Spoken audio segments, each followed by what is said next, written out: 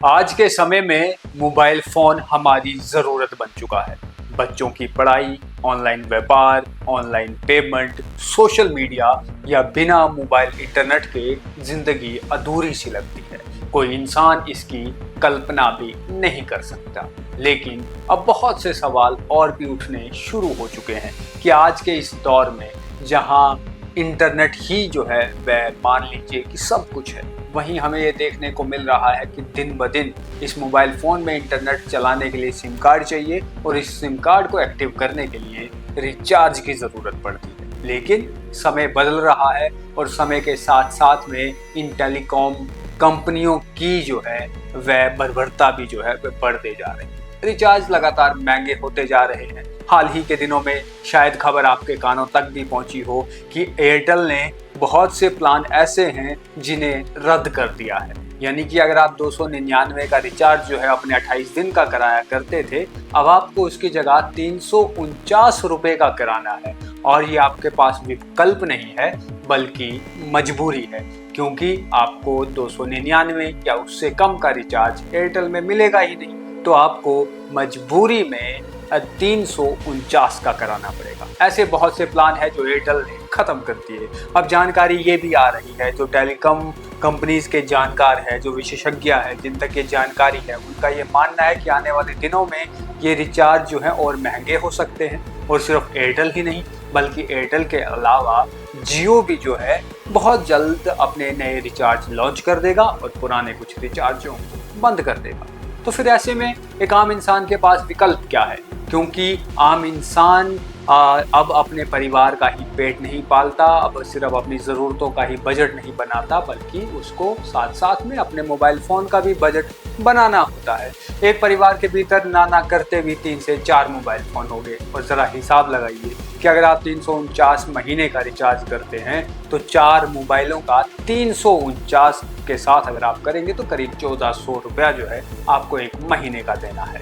और उसी के साथ साथ में मनमानी ये प्राइवेट कंपनीज लगातार करते ही जा रही है। लेकिन इस बीच एक बड़ा सवाल ये भी है कि जो TRAI है, यानी कि जो टेलीकॉम कंपनीज पर नज़र रखती है, वह कर क्या रही है? अब वह एक आम इंसान की मजबूरी नहीं समझना चाहती या इसी तरीके से ये प्राइवेट कंपनीज अपनी मनमानी करती रहेंगी? कुछ समय पहले एक सांसद के भीतर ये कहा भी था कि लगातार जिस तरीके से मोबाइल रिचार्ज महंगे होते जा रहे हैं, वैलिडिटीज़ जो है वह कम हो रही है, एक आम इंसान को मजबूर किया जाता है कि उसे जो है वो 300 से ऊपर का रिचार्ज करना ही करना है, अन्यथा महीने भर के भीतर जो है उसका सिम कार्ड बंद हो जाएगा। वह ना तो फ़ोन कर सकेगा और ना ही उसको फ़ोन आ सकेगा।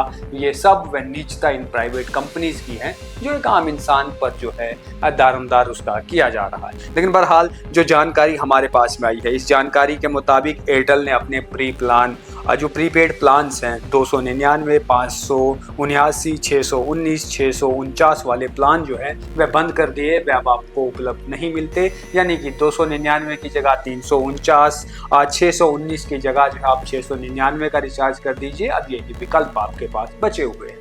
तो ऐसे में एक आम इंसान सोचता है कि एयरटेल बहुत महंगा हो गया है, तो क्यों ना स्विच जो है हम जियो पे कर दें। लेकिन आने वाले दिनों जियो भी इस ही तरीके से अपने प्लान को बढ़ाएगा, क्योंकि मार्केट में 2 ही तो कंपनियां हैं जिनके बीच में कंपटीशन है, एक है जियो और दूसरा है एयरटेल। लेकिन इस बीच बहुत से लोग ये भी सलाह मशवरा देते हैं या सोशल मीडिया पर लगातार लिख भी रहे हैं कि इन सब के भीतर एक अच्छा विकल्प अगर कोई है तो वह BSNL है। क्या वाकई में BSNL इस समय भारत के भीतर एक अच्छा विकल्प है? जब हम इसकी बात करते हैं खासकर जम्मू कश्मीर के भीतर, तो जम्मू कश्मीर के भीतर बहुत सारी जगह पर BSNL का नेटवर्क है ही नहीं। जिन जगहों पर नेटवर्क आता भी है तो बहुत कम नेटवर्क जो है वो आता है। और वहीं जहां ये बाकी प्राइवेट कंपनीज 5G तक का जो है वो आपको इंटरनेट देती हैं, आपको कनेक्शन देती है, वहीं BSNL अब तक जो है जम्मू कश्मीर के भीतर अच्छे से 4G भी उपलब्ध जो है वह नहीं करा पाया है। हालांकि काम चल रहा है। कुछ लोगों का ये भी कहना है कि BSNL बहुत जल्द जो है अच्छे से लॉन्च होगा, पूरी जगहों पर 4G का करीबन जो है वह 90% काम जो है वह हो चुका है। लेकिन अगर एक आम इंसान का भरोसा जीतना है, उसे सही से इंटरनेट की सेवाएं उपलब्ध करानी है, तो उसके लिए अभी भी BSNL को बहुत ज़्यादा मेहनत करनी पड़ेगी। क्योंकि ये बात सही है कि BSNL के जो पैक्स हैं वो बहुत सस्ते हैं। जहां 2000 आज 399 के करीब उनका साल का प्लान था, वो अब बढ़ा के उन्होंने 419 दिन कर दिया है। यानी कि आप करीबन जो है वो 2300 रुपये का रिचार्ज कीजिए और एक साल भर से ज़्यादा तक जो है आप अपना मोबाइल फ़ोन जो है वो चलाइए, चाहे फिर आप कॉलिंग करें या आपको इंटरनेट हो। लेकिन आप BSNL के लिए अभी भी इन प्राइवेट सेक्टर के भीतर ये जो टेलीकॉम कंपनीज हैं इनके साथ में अब इनकी बराबरी करना बहुत मुश्किल है, क्योंकि BSNL वीक चल रहा है। लेकिन जिम्मेवारी आपकी है, फैसला आपका है, क्योंकि प्राइवेट कंपनीज आपको सिर्फ प्लान दे सकती हैं, लेकिन फैसला आपको करना है कि आपको किस प्लान के साथ जाना है, कौन सी सिम कार्ड आपको रखनी है। लेकिन टेलीकॉम कंपनियां बीते कुछ समय से लगातार अपने रिचार्जेस को बढ़ाते जा रही है, रिचार्ज महंगा करते जा रही है। एक समय ऐसा भी था जब एयरटेल या जियो के भीतर 199 का रिचार्ज होता था, 99 रुपये का रिचार्ज होता था। समय के साथ वह रिचार्ज लुप्त हो गए।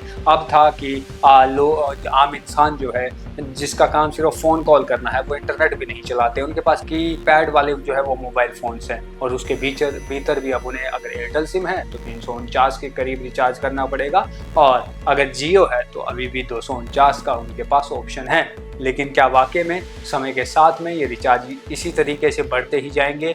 जो सरकार का टेलीकॉम डिपार्टमेंट है, क्या वह इन सभी चीज़ों पर चुप रहेगा या वाकई में कोई काम करेगा? बहरहाल आप इस पर क्या सोचते हैं अवश्य कमेंट बॉक्स में बताइएगा, क्योंकि ना रिचार्जेस तो महंगे होते जा रहे हैं, इसका असर सीधा एक आम इंसान की जेब के पर पड़ता है, और जब आम इंसान की जेब पर असर पड़ने लगे तो फिर बात करना बेहद ज़रूरी है। आप क्या सोचते हैं कमेंट बॉक्स में लिखिए। धन्यवाद।